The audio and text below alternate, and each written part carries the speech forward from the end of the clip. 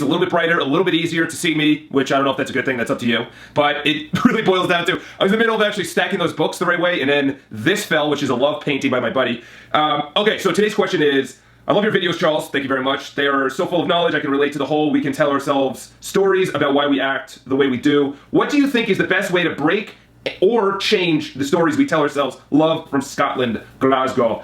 Okay, well, first of all, thank you for the question. If you do have any questions, just leave them in the comments below. We have stories about everything, like literally everything in the world. I have a story about looking at a camera. I have a story about refrigerators. I have a story about cookies and going to the gym, about the color gray, about blue, about a hat backwards. We have stories literally about everything. It's not about changing the minute stories about like what things mean. It's about changing the stories that actually mean something in your life. What are the stories that you have that affect your relationships? The stories that you have towards your parents, your friends? What about towards money? Money is the root of all evil. Money doesn't buy you happiness. These are all stories that we tell ourselves that were told to us well before we even knew what the heck we're talking about with money. We were probably like 2 or 3. We kept on hearing it and hearing it. Or it was the opposite, where money doesn't buy you happiness, but money buys you a little bit better than being broke. So you have stories about health, which is, I'm fine the way I am, or I'm big boned, or I'm an athlete and I go to the gym every day. We have stories about health, wealth as in I'm gonna work 30 years as a teacher or as a policeman or in the government and then receive my pension and then I retire and then I die. You know, that's a story, is that I'm not cut out to make a lot of money. That's what people say, is that money's reserved for other people, but just not for me. That's a story. So I'm just bringing these up, first of all, because you have to understand, before you can do anything, you have to actually realize what the stories are. Like, what is your story in health, wealth, love, and happiness? Okay? Love. I'm never gonna find the one. Or, I'm looking for and you're like, I'm looking for perfection. That's literally what you're looking for. Is if you're looking for all of what I want him to be happy and funny and wealthy and his family's amazing, he's also this religion and he's this political party and he lives in this part of town, he dresses like this and he's clean shaven and it's like, you're looking for perfection. If you get 80% of what you want in a person, marry that person. Because anything above that probably would freak me out. You know, 80% is a pretty amazing number if you really think about it. 80%. So you first have to identify the stories. Okay, I'll give you examples of my stories. Is when I'm about to approach a pretty girl, I'm like, she might have a boyfriend. She's gonna reject me. She is not gonna like me.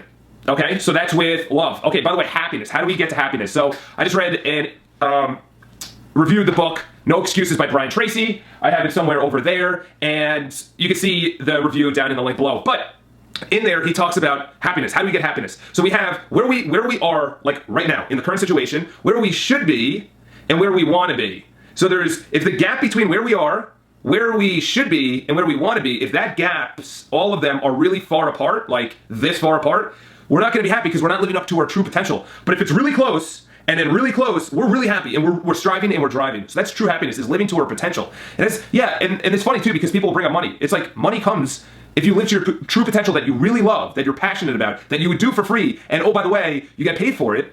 You know, money, you know, like, what I do, I would do for free. I don't do it for free, but I know that if I continuously do it, like, and I hone my skills, I will be wealthy. You know, so what's your story? I'll never be thin. I'll never be wealthy. I'll never find happiness. That's a story, and you believe it.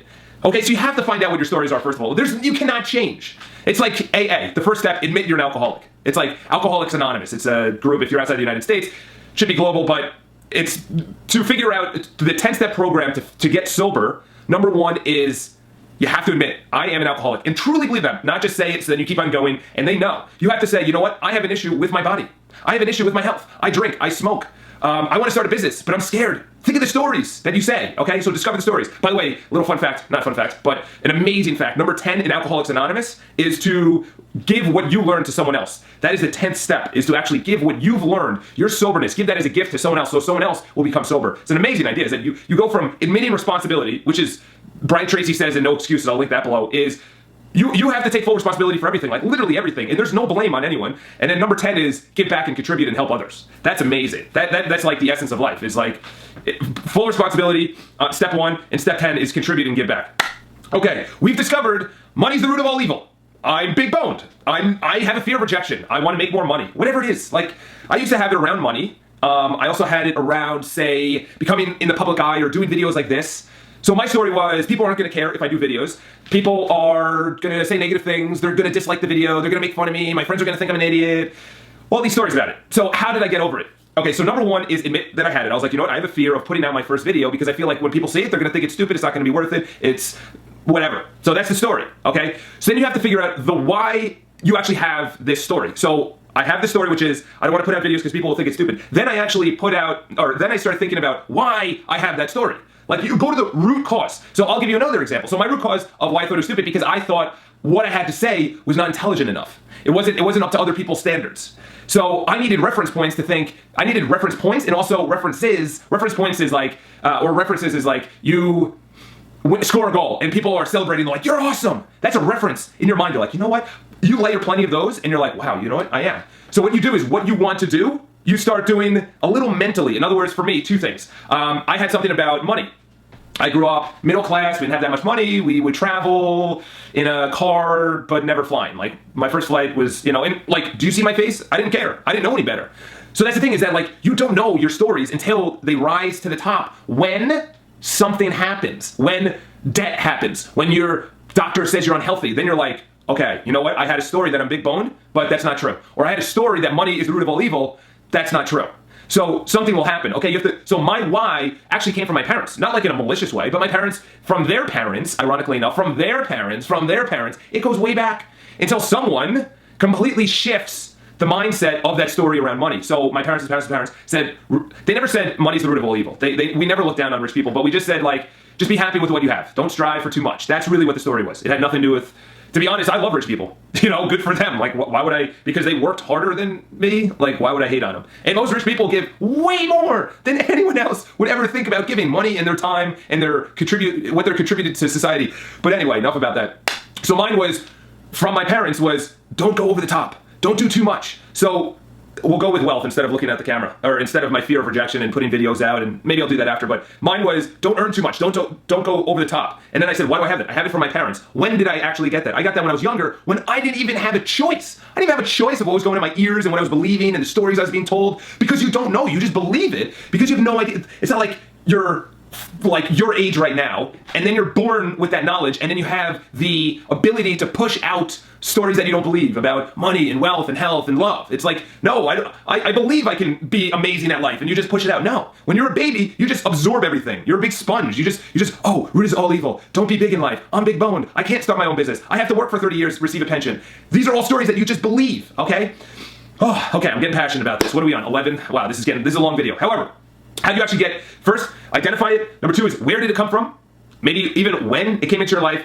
And then incrementally, in tiny little areas, you just start saying to yourself, in your mind, you start saying, like Dr. Shale Helmstetter says in the book, and I'll link that below, in his unbelievable book, what you say when you talk to yourself, or what to say when you talk to yourself. The book is frightening. Where we are is an exact replication of what we tell ourselves in our mind. Exactly where you are at this very moment is because of what we tell ourselves in our mind. So identify the story, figure out when or where and why it came into your existence. Mine was my parents about, don't worry, just be happy with what you have, don't strive for too much. So I'm like, okay, I have that. And then I start changing my inner dialogue. When does that occur? That occurs when I want to put out a video. When does just be happy, don't go for too much? When else does that occur? When I want to strive for a big goal, when I want to run a marathon, whoa, no, you shouldn't do that. Or riding a bike race, or traveling like on an extended period of time, or starting your own business, or I don't know, like I said, doing these YouTube videos. No, you shouldn't do that. You shouldn't do those things. So those stories would click when I would do those things, when I would stretch myself and I would tell people. So this is what I started to do. I started telling myself, yeah, you know what, you can do it. You can do it. And it sounds corny and it sounds like, Charles, really? That's really what it comes down to? But you have to convince yourself this is what happened to me, and it'll happen to you, is that you start convincing yourself. You're like, I can put out my first video. I'm going to put out my first video. You start getting reference points after that. So in other words, an athlete believes they're an athlete, then they do the sport, hockey, football, baseball, and then the reference of, so in other words, you be an athlete, and then you do whatever it is, and then you have it. So in other words, you be someone that is on camera throwing out intellectual things, and then you do it, and then you have the YouTube subscribers. You don't have the YouTube subscribers, then you put out videos, and then you become one. No. In your mind, you say, I'm an athlete. I am, so if you say I'm big boned, I'm an athlete. If you say money is the root of all evil, or don't go over the top, or don't stretch yourself, then say, you know what, stretching yourself is really good. Pushing yourself out of your comfort zone is really good. You actually start believing that. Then you actually will say it, and then you start getting reference points from people like, yeah, you're right, I actually started my business, it's really successful. Then you're like, wow, if they can do it, I can do it. So you have to start believing it in your head. You have to start saying, and don't say don't. In other words, don't say the opposite, like, say you're in debt. Don't say, I'm debt-free. Say, I'm financially free. I'm financially free. And in your mind, we'll literally start saying, okay, how can we get money? Like, what do we do? What other income streams can we do? Look for another job, start your own business, do extra work on the side, invest more in the stock market, see where the dividends come from. So you have to say it to yourself, believe in yourself a little bit, then you'll say it out loud. Some people will be like, dude, you're not an athlete. You've always been this weight, or you've always looked like a fatty. And it's nothing against fat people, but it's extremely unhealthy to be that way. And you're robbing yourself of true just confidence when you're in a peak state of a good body, of good mind, good health. You're literally robbing yourself of that joy. So you start convincing yourself, I'm an athlete, or I'm fit, or I'm gonna run down the block. And then you start saying it to yourself, then you start saying it out loud, and then you'll start believing it and becoming it, an athlete, a gym goer, someone that actually attracts money. And then you have to do it, and then you have it. So you have to become it, become that wealthy person, that athlete, that if you're shy, you have to become a fun person. And then you do what fun people do, and then you'll have what fun people have. In other words, if you're like, I want to be on stage doing stand-up comedy, you have to convince yourself, I'm a stand-up comedian. I'm a stand-up comedian. And then you start saying that in your mind. Then you say, yeah, I'm a stand-up comedian. I'm going to do stand-up comedy. You say that out loud to people. Then you say that long enough. You then will need to be held accountable by other people because you just said it. And then you do it. You become a stand-up comedian. And then you have it. You don't have the joy of being a stand-up comedian, which is free expression, feeling the fear and doing it anyway, just total confidence to be in front of people. You don't have that. And then you do the actual open mic night, and then you become a stand-up comedian. No. You become a stand-up comedian mentally in your mind, then you tell people, then you do it, and then you have it. So it's be, do, have. Be, do, have. You have to remember that. Anyway, hope you love this video. My thing is blinking, so I think it's going to turn off soon. Subscribe to my channel. I also have a vlogging channel, and I also have an Instagram, which you can follow all three. If you have any questions, leave in the comments below. All the links I talked about is down below. Have an awesome day. It is now probably 5:45 in the morning, and I am absolutely invigorated to go to the gym. Have an awesome day.